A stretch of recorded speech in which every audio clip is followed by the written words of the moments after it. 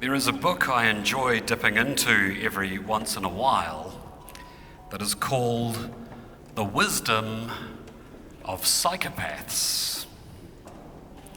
Kevin Dutton, the author of this book, is a psychologist who suggests that while people have a certain perception that all psychopaths are serial killers, the truth is that many highly successful people can rightly be described as psychopaths.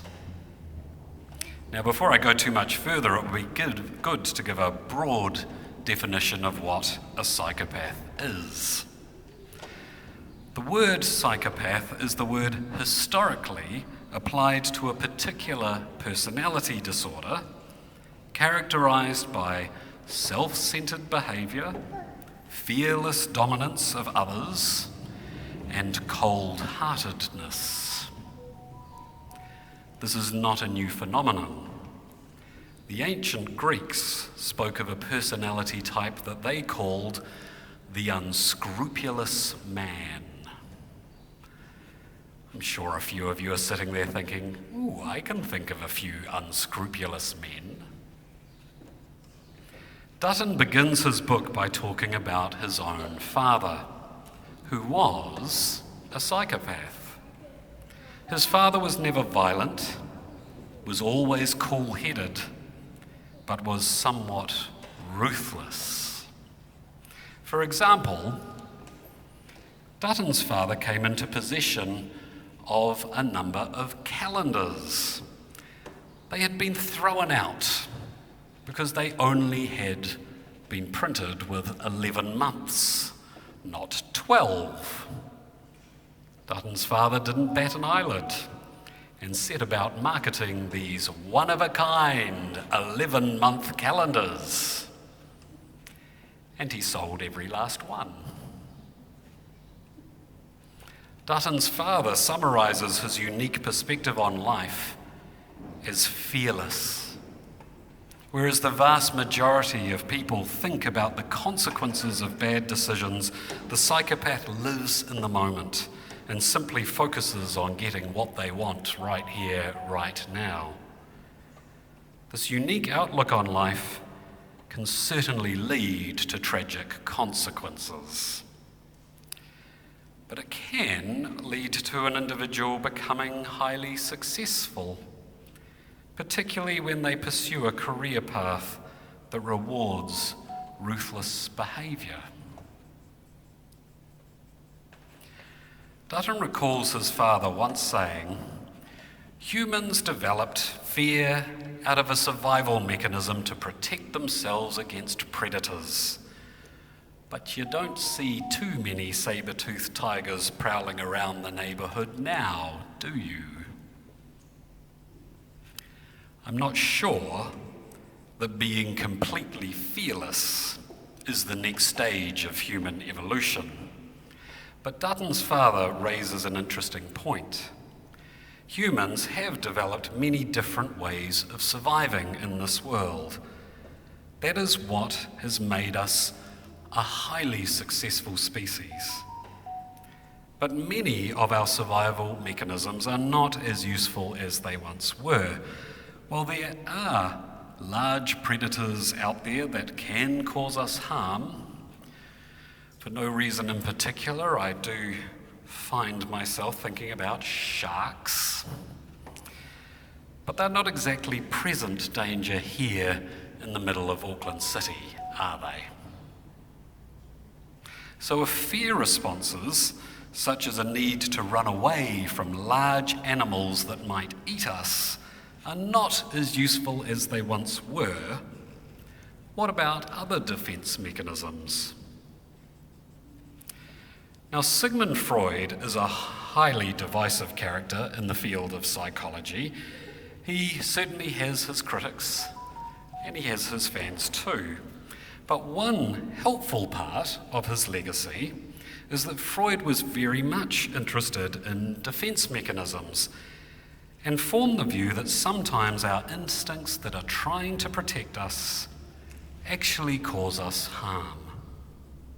In short, if we perceive there to be threats to us when actually there are none, we can cut ourselves off from experiences and opportunities. We can cut ourselves off from other people, because fear can be an incredible barrier to forming relationships, especially with those we perceive as being very different from ourselves. An example of this that is worth exploring is tribalism. We all belong to tribes of different shapes and sizes. Some tribes are very large, an entire nation, or a gender identity. Some are small, a family, or a coffee group. Some tribes endure for thousands of years, such as a religion or an ethnic group.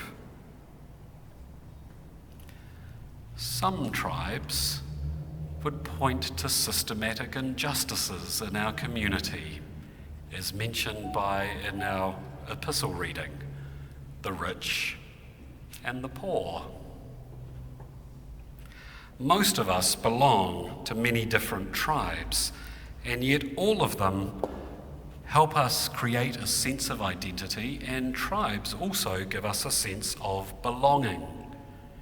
Every tribe we are part of can be talked about in terms of its similarities and its differences to other tribes. Forming different groups is one way human life has been able to flourish. The forming of community or tribes has many benefits, from improving human survival to the advancement of human thought and technology. But there is also a downside. Strict ideas about one's tribal identity can lead to devaluing difference, which in turn leads to conflict and exclusion. Tribalism at its worst becomes a mechanism by which one group of human beings seeks to dominate another group of human beings. It is easy to cite examples from history, from world wars to race riots to church debates to inequality. Right now, the genocide in Gaza certainly leaps to mind. And closer to home, the introduction of the Treaty Principles Bill to our Parliament is evidence of one group seeking to dominate another within our community. It is a clear attack on the principles of partnership enshrined in the Treaty of Waitangi. In today's Gospel reading, we heard the account of a moment in Jesus' ministry when a woman asks for help, only to have Jesus refuse because the woman belongs to a different tribe. Jesus places a firm boundary between himself and this woman. She is excluded. We often talk about how Jesus was fully human and fully divine. What I love about this gospel story is that we see a brief moment where the first response of Jesus is very human. His first response suggests that the love of God only reaches so far. And yet, the Syrophoenician woman persists. Her metaphor of dogs gathering the crumbs from beneath the table while clearly placing herself in the position of being the dog is also a demand for inclusion. She pushes Jesus to be better, to think more broadly, to step into a love that is not limited, but rather is limitless.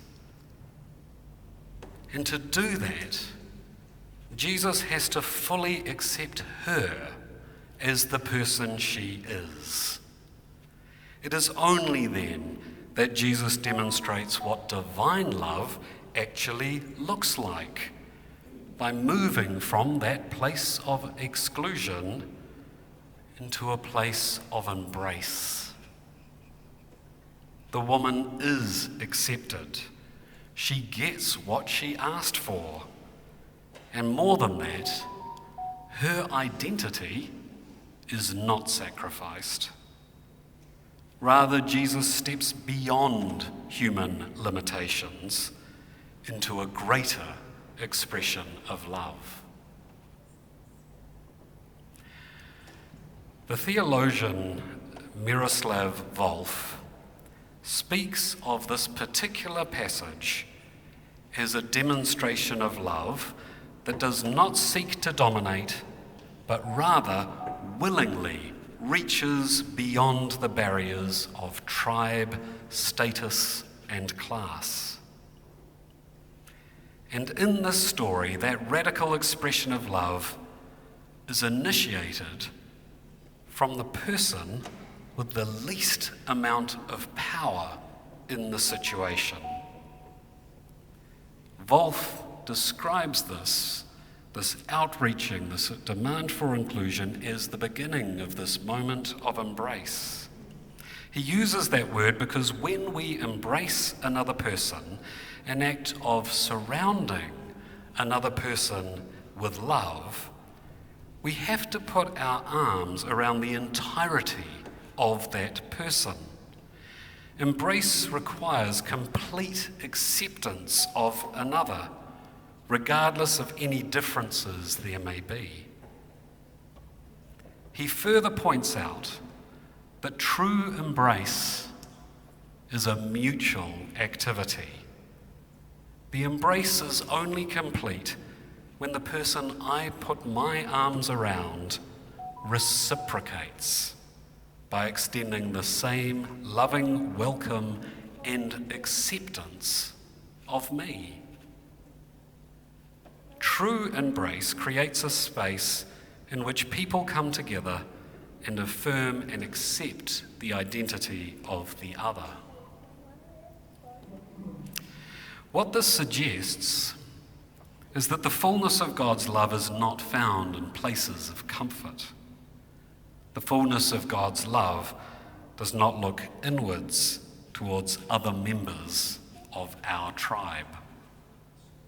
Rather, it pushes us out from the familiar towards those who are different. Loving those who are like us is not difficult, but loving those who we disagree with, who do not share our values, whose identity may even challenge our own, is extremely hard. And yet, this is where God calls us to love and accept others as they are, and to create a place for them.